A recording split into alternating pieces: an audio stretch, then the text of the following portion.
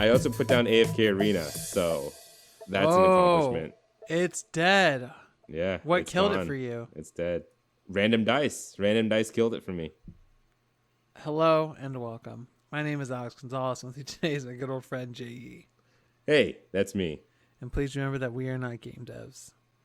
How are you doing today, Jay? Are the dice as random as they have been? Yeah, they're so random and sometimes just pisses me off because when that fucking crack growth dice gets to a 7th star level and then it just upgrades again to another 7 level dice, and I'm just like, fuck, now that just messes me up because I use a yin yang dice deck. And yin yang dice decks are just, if you're fucked with a star level dice that's not a yin yang dice, you're fucked and you're probably going to lose. But those are not the dice we are talking about today. Today we are creating something new. Every week, we are not game devs. We'll create a new, exciting video game idea that we have always wanted to play, but do not have any knowledge or know how to create the wonderful experience that are video games. And today is my turn to present We Are Not Game Devs 166 IP. I'm going to bring this around with a little story. I've been trying to finish Ready Player One on HBO Max. And this is a game that released a long time ago. A movie? A movie. And it talked about a not too distant future where everything would be online and there would be VR for everything. Mm-hmm. Well, we're in a pandemic.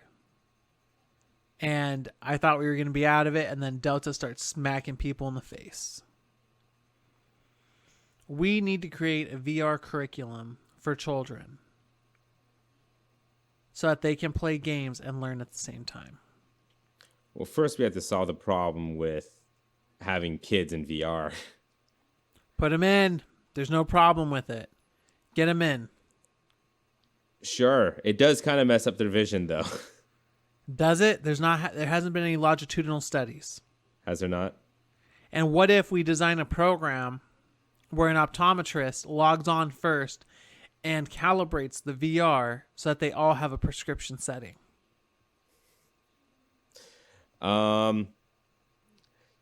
Yeah, let's just forget about kids. Probably shouldn't use VR. Kids don't use VR if you're under, 13 years old.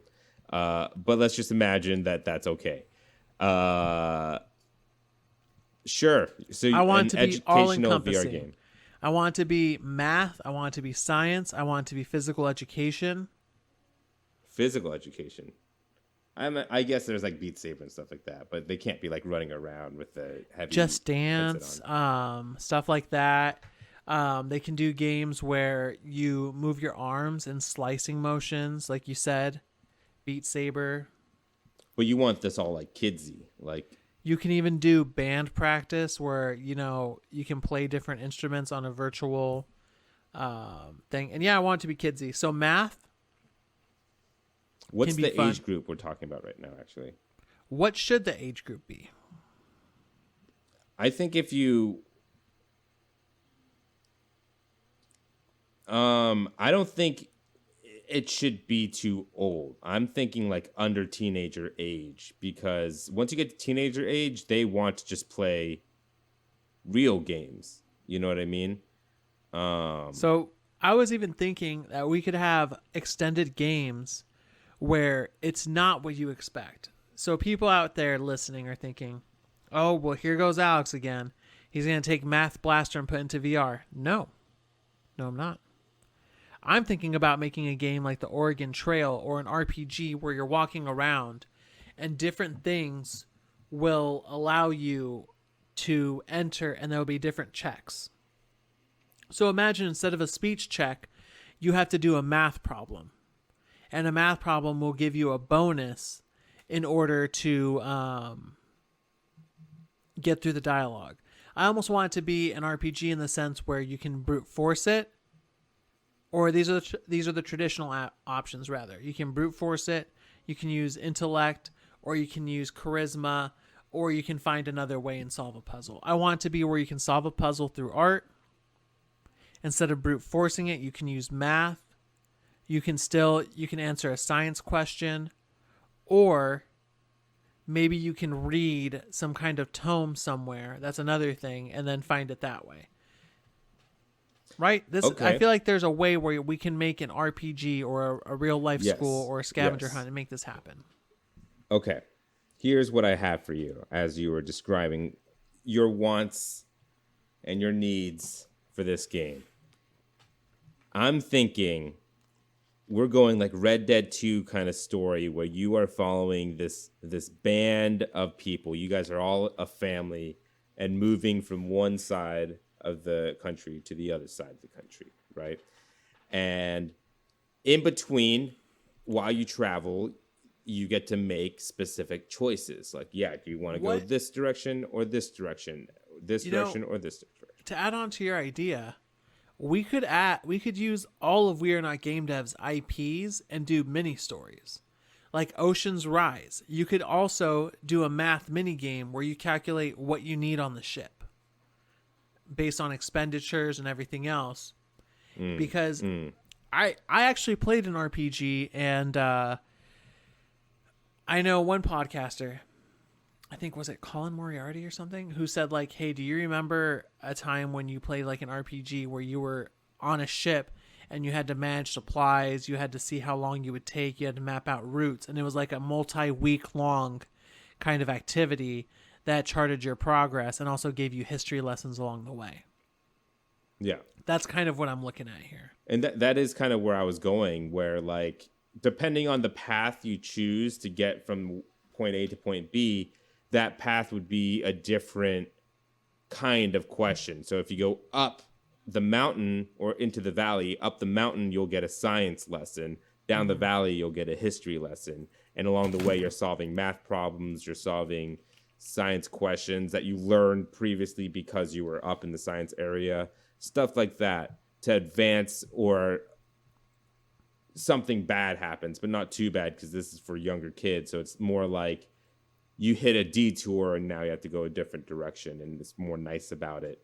And as far as like Ocean's Rise and doing other stuff like that, I think we could just release more stories, more games, and they all have a different period of time that it takes place, but the gameplay is the same. It's just that period of place is a different history lesson within this math, science, and other stuff that have to do with that era. So if you're doing a pirate one, you learn more about nautical skills and about fish and about the weather cycle and stuff like that. But absolutely. And math can be interwoven, science can be interwoven in everything because it is into everything. And then history, we can base it on historical places that are real. Whether we want to put them in a tomb, whether we want to put them in jungles, you know, in the ocean, and then they find a shipwreck and they have to, you know, solve math puzzles to get in. All of that, I think, would work well. And I think when I want to like Carmen Sandiego, like the real life locations where when you do get there, it'll be like a cartoon drawing of it, but then it'll show you up on a UI thing, like an actual picture of the real place. So they have like actual reference on what it really looks like. Yeah. And then maybe more history if they want to look into it. But it has to all obviously be written down a little bit and with like big, bold Comic Sans letters and stuff like that. Very simple writing. I also see the gameplay more like a picture book where it's like you open up a book and then there's like a fold out pop-up that comes up, but it's all animated in like a cartoon way. It's kind of how I picture it, because I don't know how much experience you have with VR, but it makes me very sick, and it makes a lot of grown people very sick. So I feel like for kids, if it's walking and moving around, that would be a little too much. So I think something that's more like Moss, where it's just this pop-up diorama and then you have a 3D vision around it if you do want to walk around it, but otherwise it's just like that. And then I also think that there will be some instances where it zooms in and it's more of like a rec room, or like there's that other VR hangout or whatever it's called, where it's like people in your face and you're sitting in one area and maybe teleport from seat to seat. And these will be like the campfire moments of the game, and this is where the more creative arts can come in forms of mini games. And so there's like you said, like a dancing mini game where you like get up and dance and stuff, and then it's like kind of like Just Dance where you have to hit certain poses, or there's like a Guitar Hero type of thing where you're like doing that, or maybe like in the Western one there's a harmonica, and just to do VR, you could blow into the mic and hold up the harmonica, and it would actually work like a real harmonica type of thing, you know? Yeah. Hitting Definitely. glasses with like a rod, and it works like a xylophone or something. And I think we could make it where the physical activity could be fun and still in groups too. Where we could have different games that require physical activity but don't require a whole lot of movement and wouldn't get people sick.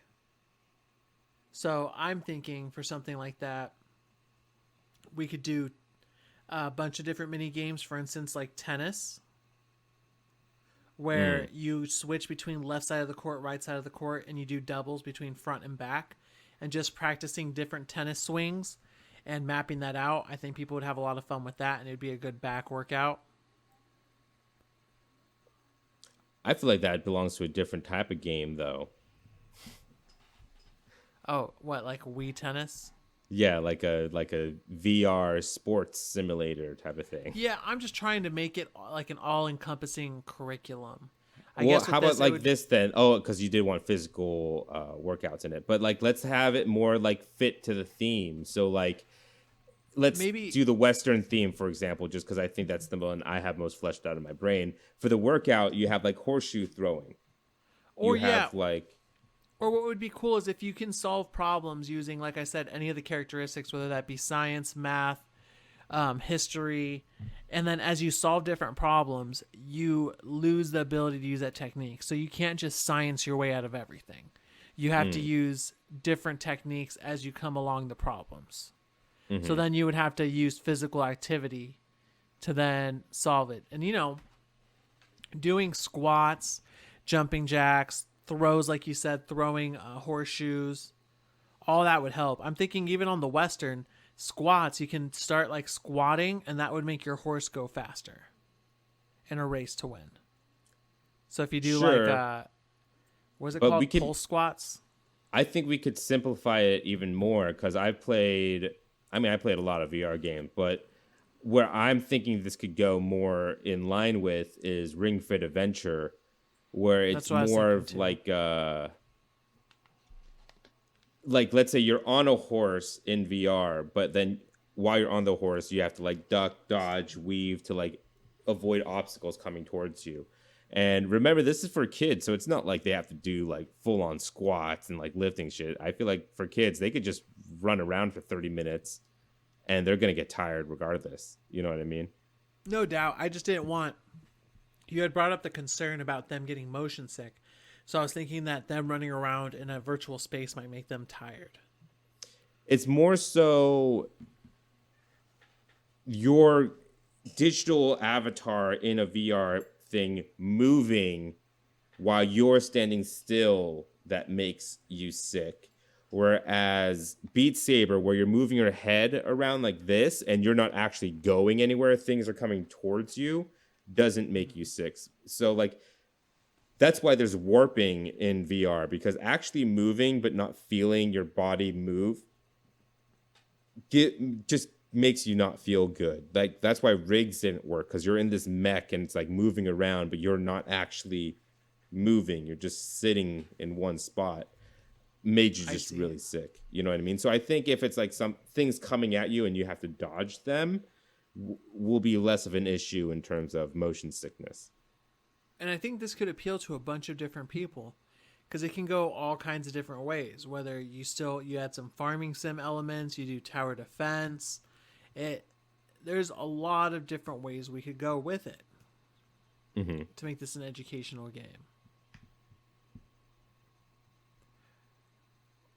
I guess the physical activity would be easily interwoven. The math would be fine. Science, I think that's when you would have to go to like I said, farming sim.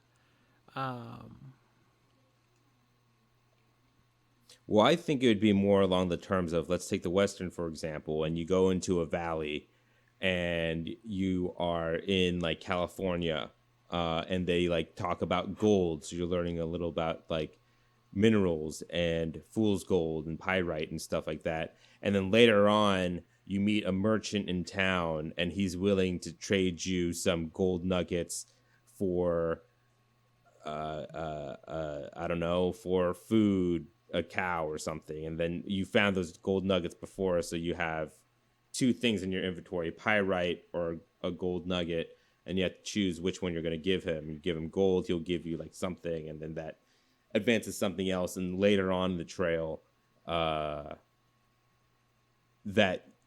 because you did that transaction correctly, it rewards you later. But if you do it incorrectly, maybe something else happens, you know? Okay. I see where you're going with it. What other subjects are there really? The only other one would be English. But there's a lot of reading and listening in this, I feel like. A lot of lore, exactly. And then you could also write a couple of things and do speeches for charisma, where maybe the enemies and the NPCs will look for certain words you're saying, almost like a grading scale. Well, I mean, I think we have to establish how old the audience is for this, because I was thinking this is for like 8-year-olds. I feel like you're aiming more towards like 13. Well, 8 and 9-year-olds still present in front of the class, right? Yeah, that's true, but the words they're saying aren't as important as the like meaning behind it. Yeah.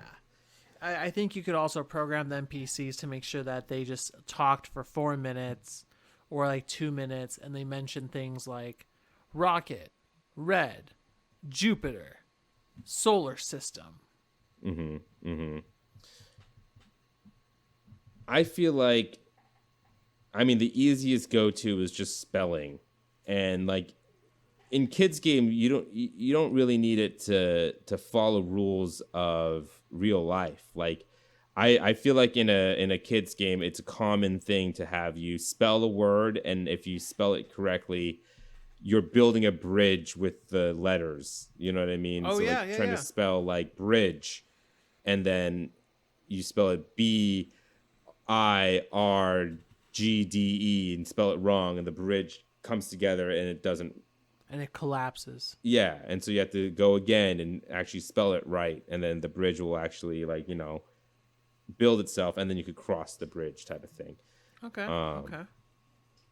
Grammar is tough in a video game, because I feel like maybe it could be something like in a game I'm playing right now, the great Ace Attorney Chronicles. There's a character named Herlock Sholmes, and he adds a new game mechanic to the deduction thing, where essentially he has two logical reasonings backwards, and you have to find what's backwards and flip them, and so it'll get them right. So maybe in this game, you say something like, or your character will say something like, bad. I can't think of bad grammar sentences, like pass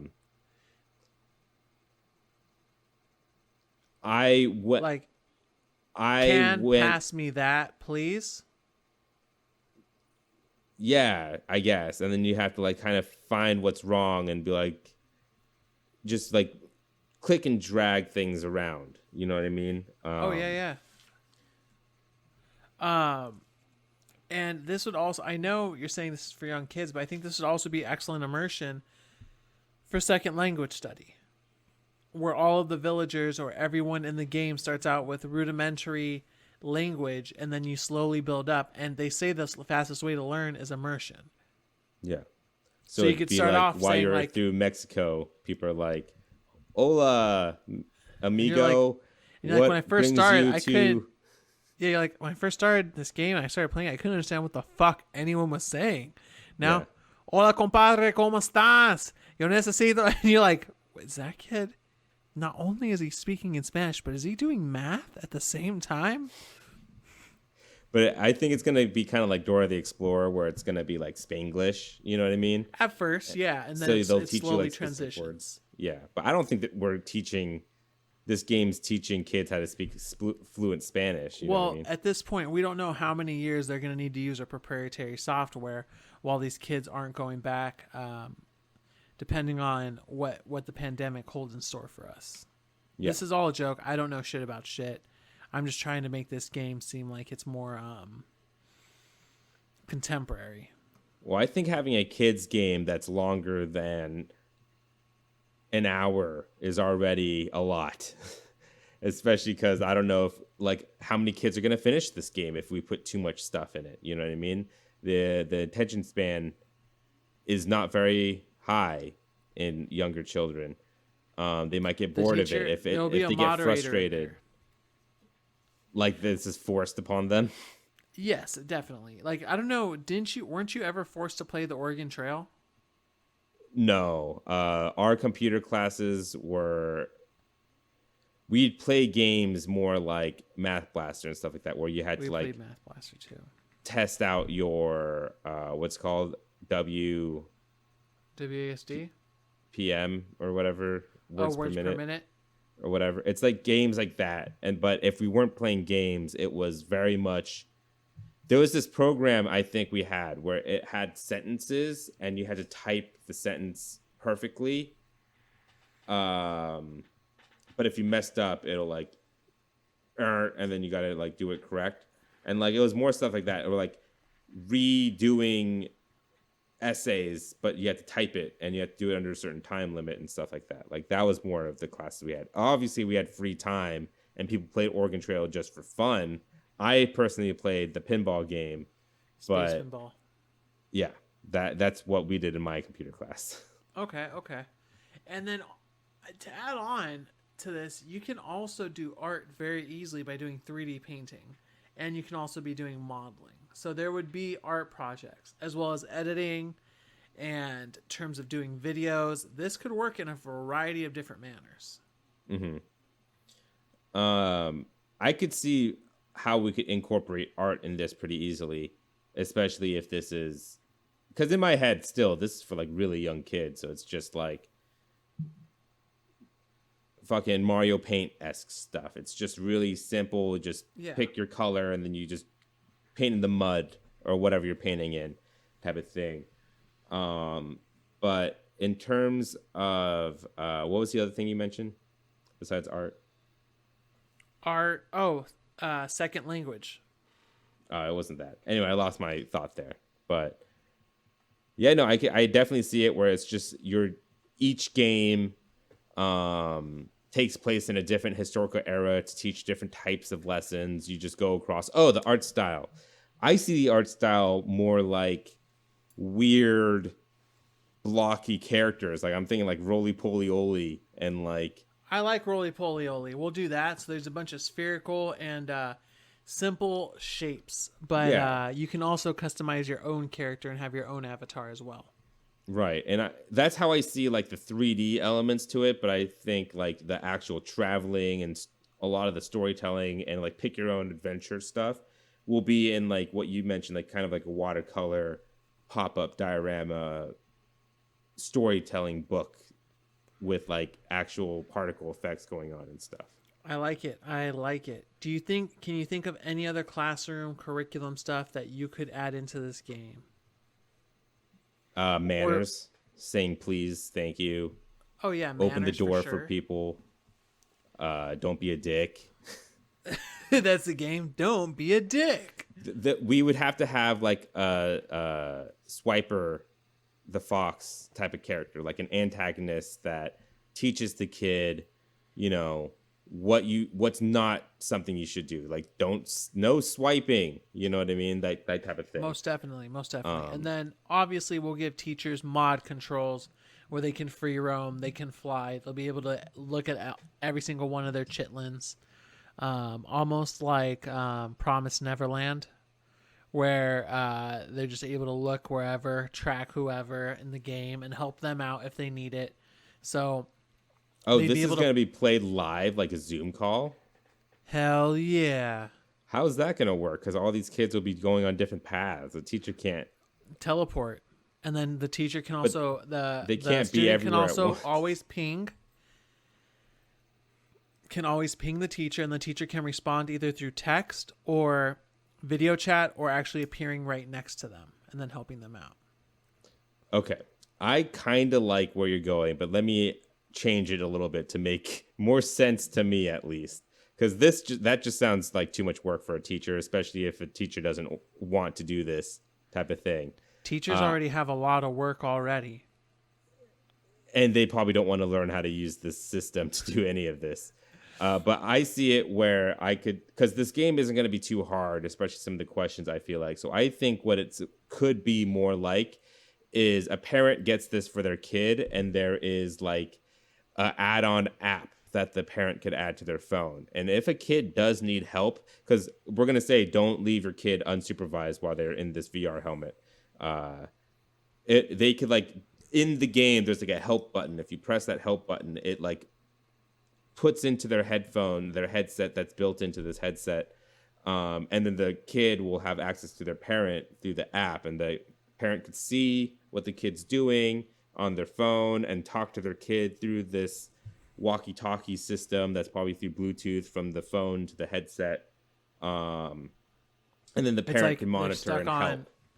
Yeah, they're stuck on it on like a word like you can't spell equipment. Yeah. All right. And then go.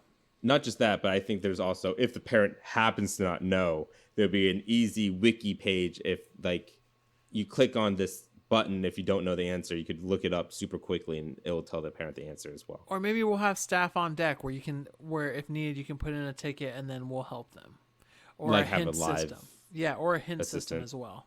I think instead of that, it would be like, because like I do see each game having a narrator that fits the era, like how all kids shows have like a pleasant sounding woman, but in this it'd be like fit to the era. So if it's the Western, it'd be like a gruff cowboy sounding guy. But I think the hint line or the tip line would just be that narrator. We don't need a live person. We'll have like pre-rendered recorded hints and then like multiple for like extra hard questions, and it'll just give you the answer essentially if you keep asking. Okay, so we have what it looks like. It's going to be drawn 3D where you're going to be able to be put into different scenarios and go from there while teleporting from place to place. We know that there's going to be different levels, including space and Western. Western's going to be the easiest, and I think that's going to be the start for everybody until they get used to it, and then they'll be able to graduate to other worlds. This is how I also picture this product. We're not making so much of as a single game. I feel like what we're making here is, this is like how I imagine this product is, we sell them the helmet and the controllers. Yes. And to make it cheaper, I think the headset and controllers are wired, but it's like the Virtual Quest where everything else is unwired. It's just so the controller and the headset, you're not throwing controllers around and stuff. Like kids aren't like, tossing their controller on accident and it just flying across the room while they have this giant helmet on. But it doesn't have to be wired to a PC. It's all in this one thing. And inside this helmet, maybe through that app I mentioned, it comes with the Western theme and then demos of all the other themes. And then through digital purchases, you could unlock for your kid other stories and other eras and lessons all right there. You know what I mean? And it just downloads right there through the Wi-Fi in your house, and then you have a new episode type of thing. Perfect. In terms of music, it seems like it's going to be relatively based on the location and theme of the level. Mm-hmm. If you're in space, it's going to be trance. If you're going to be out in West, it's going to be harmonica, guitar, such and such. But easy. Very simple versions. We're not doing anything too complicated. Very catchy, like almost kid piano sounding like music. Absolutely. Absolutely. All right, pricing. This game, it's weird with the pricing. You can go a lot of different ways. I say $200 for the whole thing, $20 for per episode. Suite. Yes. Okay, I like that. No, I mean $200 for the headset in the Western game. Okay. And then $20 per each. If you want the whole thing for a discounted price, we'll do $250. You'll save like $100 if you buy it at $250. And what we'll tell them is you don't need to parent this. We'll do it for you. Sure. But do not let your kid unsupervised in this helmet. Be there. Don't just stick him in this helmet and leave and watch a movie. No, you'll go into your own virtual space too. All right. Jay, we're going to have to get your timer out because we're going to name this game.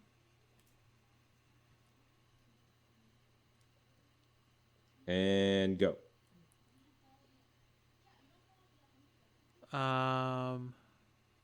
Leap VR.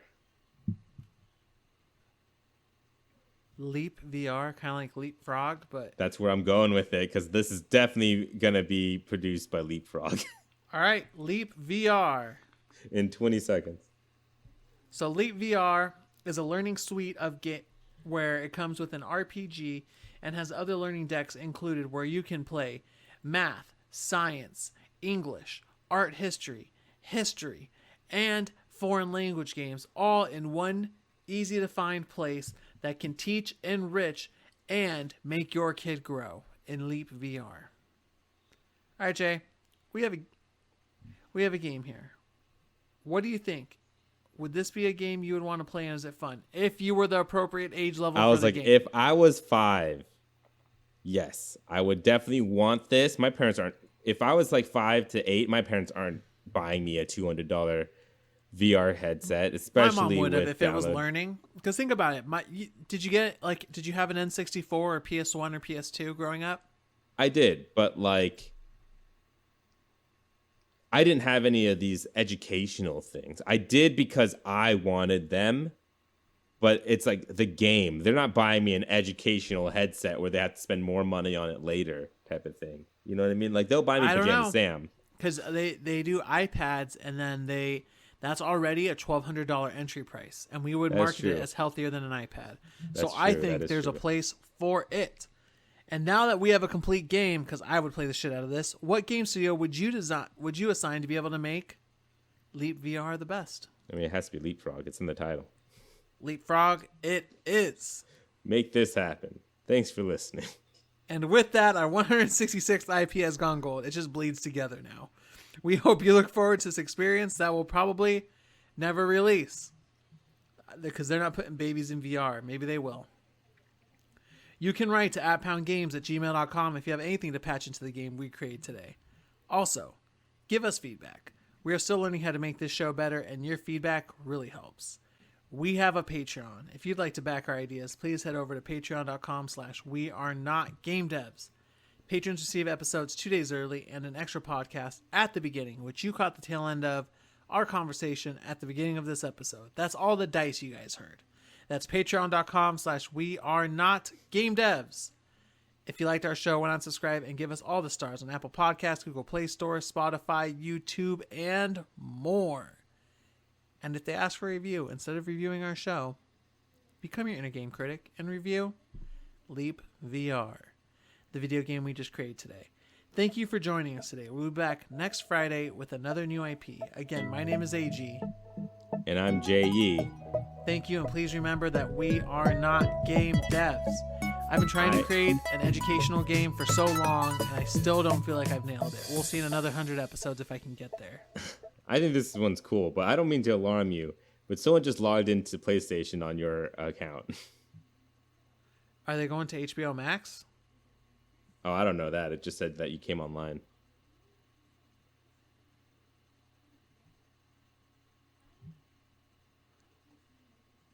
I think I hear that I'm listening for the PS5 to see if it's outside the room. Because it could be that she turned on the TV or something. Or that one of the dogs hit the controller. But all right. Till next time.